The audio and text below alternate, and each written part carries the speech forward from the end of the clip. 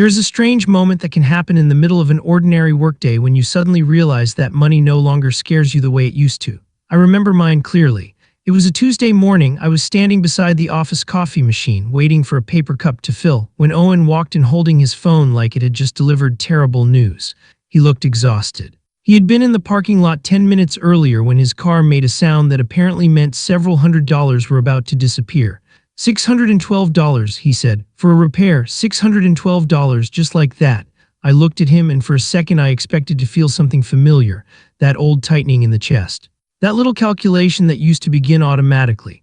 How much would this cost me? What would I have to postpone? What bill would get pushed back? How many days until payday? Should I check the balance? Should I move something around? Instead, nothing happened. No panic, no mental arithmetic, no instinct to open my banking app. I just took a sip of coffee and listened. And that was when I noticed Marisol standing near the sink. She had heard the whole conversation. She looked at me for a moment and smiled in a way I didn't understand at first. Then she said something that stayed with me. You didn't react. I laughed and told her that $600 was still $600. She shook her head.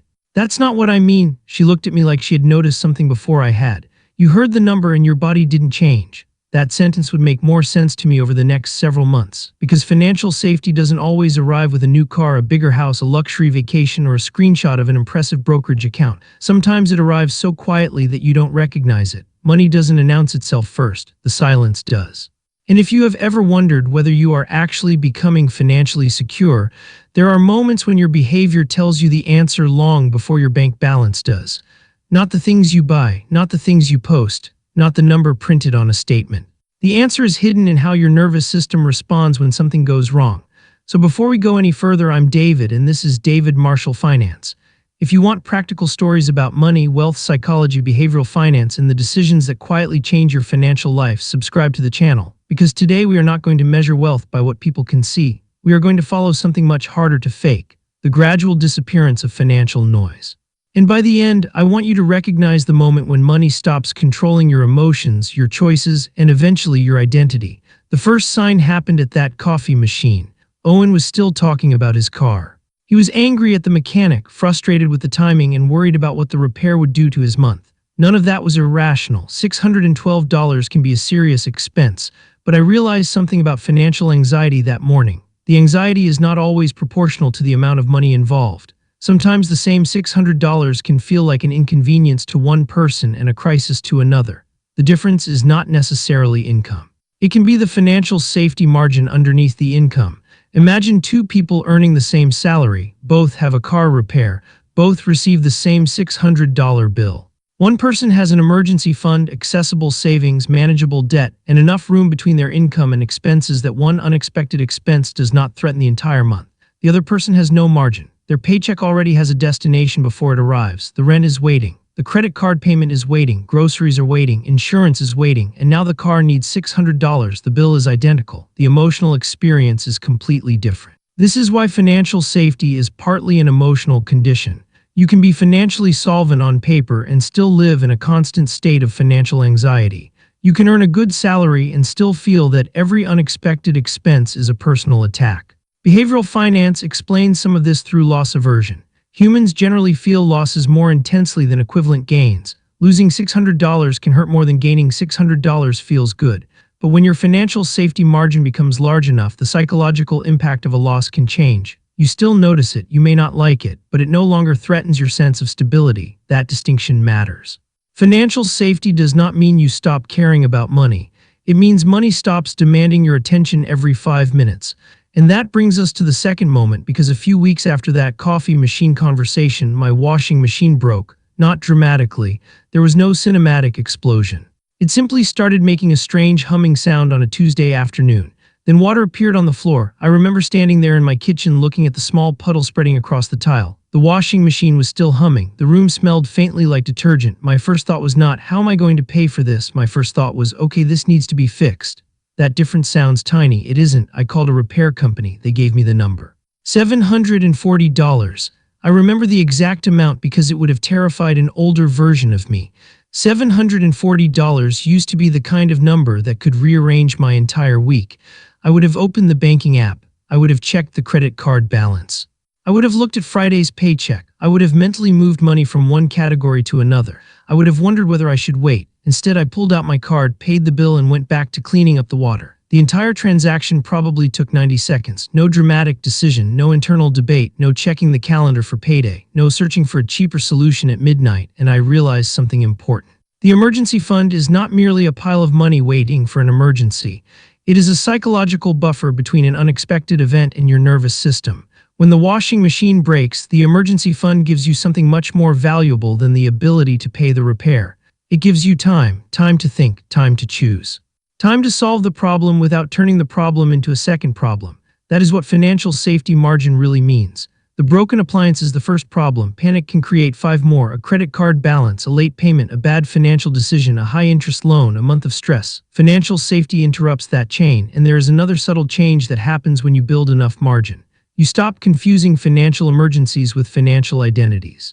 A broken washing machine becomes a broken washing machine. It does not become evidence that your life is falling apart. A $600 car repair becomes a repair. It does not become proof that you are one mistake away from disaster. This is one of the quietest transitions in wealth building. The events around you do not necessarily become less expensive. Your ability to absorb them becomes stronger, and that strength is often built through the least exciting habit imaginable. An automatic transfer, a paycheck deduction, a recurring contribution into an account that you barely notice. You make the decision once, then allow consistency to make the decision for you again and again. At first, it feels insignificant, then months pass, then years. And eventually, the money you rarely think about becomes the money that protects you when something breaks. But financial safety does not reveal itself only when you spend money. Sometimes it reveals itself when someone else needs it. A few months later, my cousin Tyler called me. He had found his first apartment. He had the job. He had the apartment. He had the keys almost within reach, but he was short $500 for the deposit. I remember sitting at the kitchen table when he called. There was cold pizza beside my laptop, and the room was lit mostly by the pale light coming through the window. Tyler was embarrassed. He kept explaining that he would pay me back. He wanted to tell me exactly when. He wanted to give me a schedule. He wanted to make sure I understood that he wasn't asking casually. And I remember thinking about something that would have been impossible for me years earlier. I didn't need to know the exact date he would repay me.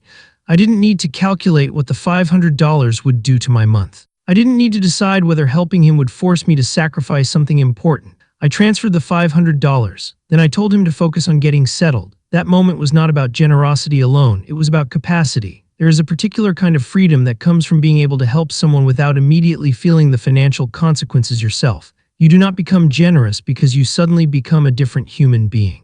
Sometimes you become more generous because you have finally created enough margin to act according to your values. This is where wealth psychology gets interesting. People often imagine financial independence as a number: $1 million, $2 million, $10 million. But your financial life is also measured by the number of choices you can make without fear. Can you help someone? Can you replace something that breaks? Can you take a week off? Can you say no to an opportunity? Can you make a decision without first asking whether it will damage your survival plan? The number matters, but the options matter too. And that leads to the fourth moment, which was much harder, because helping Tyler felt good. Watching the market fall did not. One morning, I opened my brokerage account and saw something that made my stomach drop. The market had been falling for days, then more days. 9 days passed and my portfolio was down about 18% from where it had been.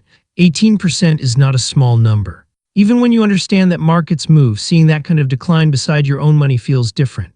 This is where loss aversion becomes very real. Your brain does not care that a market correction is a historical pattern. Your brain sees a loss and wants to protect you from more loss. That instinct can be useful when danger is real. It can also become destructive when you are investing for decades. I felt the discomfort. I did not pretend I didn't. Financial safety does not turn you into a robot, but I did not panic sell. I did not cancel my automatic transfer. I did not abandon the long-term plan because the short-term picture looked ugly. My contributions continued. My retirement contributions continued. My 401k plan contributions continued. The money kept moving according to the system I had built before the market became frightening. And that is an important distinction. The strongest financial systems are designed during calm periods so they can protect you during emotional periods. If your investment plan depends on you feeling confident every day, it is not much of a plan. A market correction is precisely when your psychology gets tested. Status quo bias can make you want to freeze. Loss aversion can make you want to escape. Headlines can make you believe that today's environment is somehow different from every difficult period that came before. But a long-term investor needs another skill: the ability to distinguish discomfort from danger. My portfolio falling 18% hurt.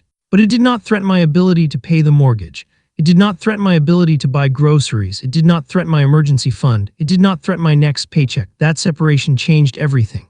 The investment account could fall without my entire life falling with it. That is what a financial safety margin does. It creates distance between your financial assets and your emotional survival. And then something unexpected happened. The market eventually recovered, not immediately. Not smoothly, not in a way that gave me the comfort of knowing exactly when it would happen.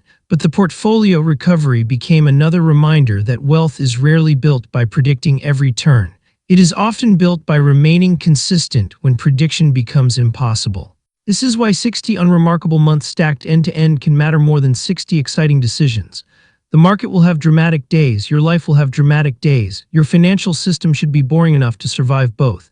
But perhaps the clearest sign of financial safety did not involve an emergency, generosity, or investing at all. It happened on a Sunday morning when I had to make a career decision.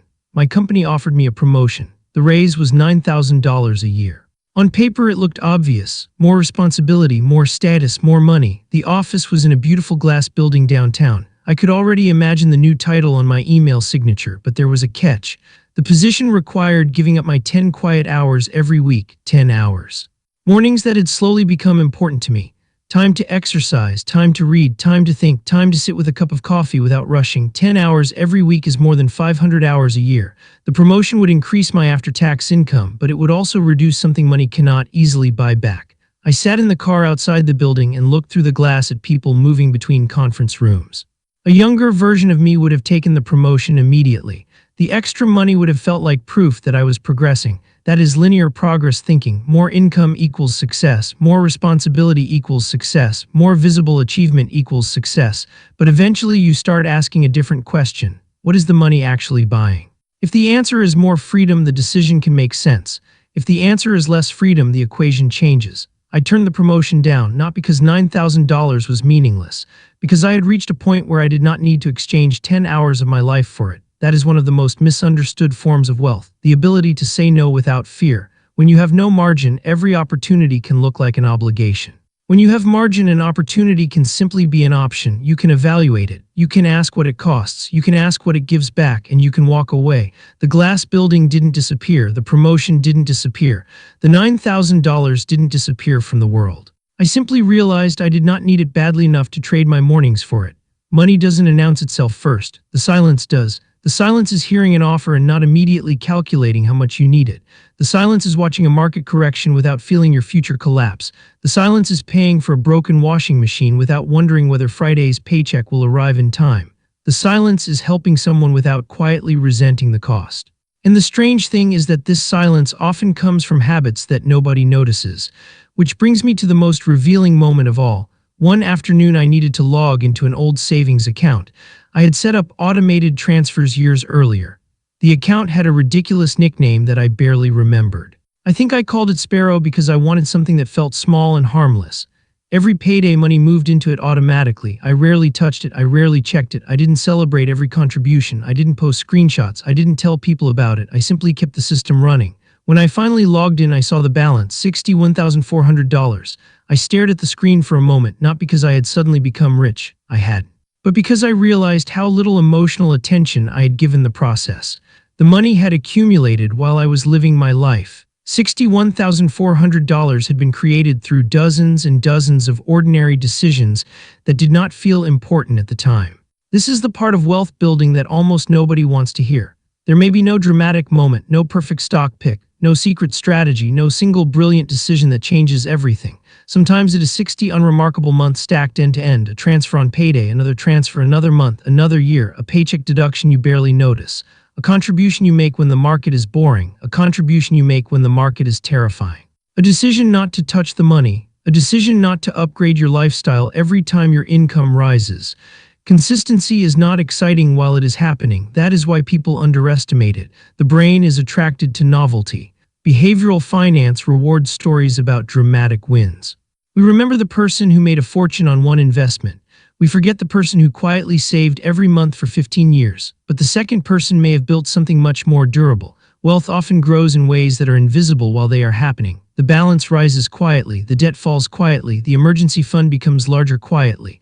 The 401k plan compounds quietly. the automatic transfer happens quietly. And one day you realize that the money you thought you were barely noticing has become the reason you can sleep at night. That is emotional solvency. It is not simply having assets. It is having enough financial stability that your emotions are no longer being dictated by every financial event. You can still feel disappointment. You can still feel excitement. You can still care deeply about money, but you are no longer negotiating with fear every morning. And then the story came back to Owen. Months after his $612 car repair, he found me at the coffee machine. The same fluorescent lights, the same smell of burnt coffee, but this time he wasn't complaining. He asked me a question. How did you get ahead? I almost laughed because there was no satisfying answer. There was no secret, no dramatic breakthrough. I told him what I wished someone had told me years earlier. Pick a number you can live with, set up an automatic transfer, put the money somewhere appropriate for the goal, do not keep checking it, do not increase your lifestyle every time your income increases. Build your emergency fund. Use your retirement accounts. Keep your 401k plan contributions consistent. Invest according to a long-term strategy you understand, and most importantly, don't touch the money every time life gets emotionally loud. Owen looked at me and said, "That's it." I told him that was the frustrating part. Yes, that is mostly it. The hard part is doing something simple long enough for it to become powerful. The world teaches us to look for acceleration. Wealth often rewards consistency. The world teaches us to look for the next opportunity. Wealth often rewards the ability to ignore distractions. The world teaches us to measure progress by visible upgrades. Financial safety is often measured by invisible options. Owen asked how long it took. I told him I honestly couldn't remember exactly. And maybe that is the point. When you build money through consistency, the process becomes less memorable because nothing dramatic happens. 60 unremarkable months stacked end to end, then another 60. You look back and realize that the person who started the system and the person standing there years later are financially different people. Not because of one brilliant decision, because the system kept operating while life happened around it. And there is one final moment that I keep thinking about.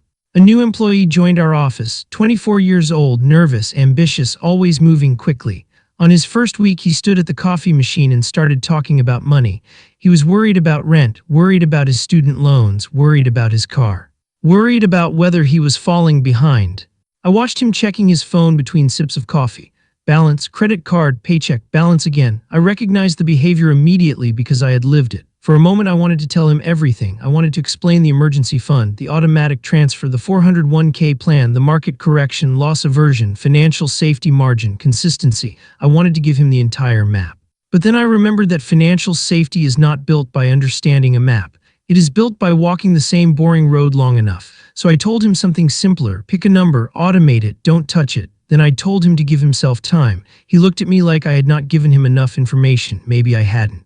But some financial lessons cannot be compressed without losing the thing that makes them work. Your first automatic transfer will not change your life. Your first month of savings may feel almost meaningless. Your first retirement contribution may look embarrassingly small. Your first emergency fund may cover only a single problem. Keep going, because the goal is not to feel wealthy after 30 days. The goal is to build a life where financial problems eventually become problems you can solve. There is a difference between looking rich and feeling safe. Looking rich requires an audience. Feeling safe does not. Looking rich can require constant maintenance. Feeling safe can become almost invisible. Looking rich asks whether other people notice what you have. Financial safety asks whether you can sleep when something breaks. Looking rich asks whether your lifestyle is impressive. Financial safety asks whether your lifestyle is sustainable. Looking rich can depend on status. Financial safety depends on margin, and that is why some of the wealthiest behavior can look almost boring from the outside. Someone quietly declines the expensive upgrade. Someone keeps the old car. Someone keeps the automatic savings running. Someone continues investing during a market correction. Someone says no to a promotion that would consume their life. Someone pays a $740 repair and goes back to making dinner. Someone helps a family member with $500 without turning it into a negotiation. None of these moments look spectacular, but together they reveal something powerful. The person is no longer living at the edge of their finances. Their money has stopped shouting instructions at them. They have built enough distance between income and consumption, between assets and emergencies, between desire and decision, that they can finally hear their own judgment again. That is the quiet threshold Marisol saw at the coffee machine. She knew something had changed because I heard Owen's $612 problem and my body did not respond with fear. I didn't become smarter that morning. I didn't suddenly become richer. I had simply accumulated enough margin that his emergency did not become my emergency. And perhaps that is the most useful way to think about wealth. Not as a number that tells you when you have won, but as a growing space between what happens and how much it can control you. The larger that space becomes, the more choices you have. The more choices you have, the less pressure you feel to prove yourself through consumption. The less pressure you feel to prove yourself through consumption, the easier it becomes to preserve the margin. And the margin grows again. It is a quiet loop. You consume less because you need less validation. You save more because you consume less. You have more margin because you save more. You have more options because you have more margin. And because you have more options, you can make decisions based on what you actually value instead of what you fear losing. That is the psychological side of wealth that a net worth statement cannot show. A statement can tell you what you own. It cannot tell you whether you are afraid. A brokerage account can tell you your balance. It cannot tell you whether you can sleep during a market decline. A paycheck can tell you what you earned. It cannot tell you whether you can say no. A retirement account can tell you how much you have accumulated. It cannot tell you whether you feel trapped by your lifestyle. Financial safety lives in those invisible spaces, and those spaces are built slowly. There is no shortcut around time. There is no substitute for consistency. There is no exciting replacement for 60 unremarkable months stacked end to end. So if you're somewhere in the middle of that process right now, do not underestimate what is happening simply because it feels boring. The automatic transfer that happened this morning matters. The money you did not spend matters. The debt payment that felt ordinary matters. The contribution you made while the market was falling matters. The emergency savings you built before anything went wrong matters. The lifestyle decision nobody applauded matters. These are the moments that create the silence. And one day something will break, a car will need a repair, a washing machine will leak, a market will fall, a family member will need help, an opportunity will appear with a price attached to it, and you will have a choice. You can let the event control you, or you can let the financial system you built absorb it. You may still feel the sting, you may still be disappointed. But underneath that emotion, there can be something new. Space, time, options come, and when you experience that for the first time, you may not even recognize it as wealth. You may simply notice that your coffee tastes the same, the room sounds the same, the phone is still buzzing, the washing machine is still broken, the market is still moving. Life is still happening, but inside you something has become quiet. Money doesn't announce itself first, the silence does. And if you keep building through consistency, keep protecting your financial safety margin, keep using the boring systems that work when motivation disappears, keep making the automatic transfer, keep allowing your investments and retirement accounts time to work, that silence can become one of the most valuable things you ever own. Because true financial safety is not the moment everyone knows you have money. It is the moment you realize you no longer need everyone to know. It is the moment an unexpected $600 bill is simply a bill. The moment a market correction is simply a market correction. The moment an opportunity is simply an opportunity. The moment generosity does not feel dangerous. The moment your savings account can quietly grow for years without demanding your attention. And eventually, the moment you understand that wealth was never just about accumulating more. It was about becoming harder for money to control. If this video changed the way you think about financial safety, subscribe to David Marshall Finance. Because the most important financial lessons are often hiding in the ordinary moments we usually ignore. And sometimes the clearest sign that you are finally getting ahead is not a bigger number on a screen. It is the first morning when you realize you are no longer afraid of the next unexpected number. That is when you know the silence has started.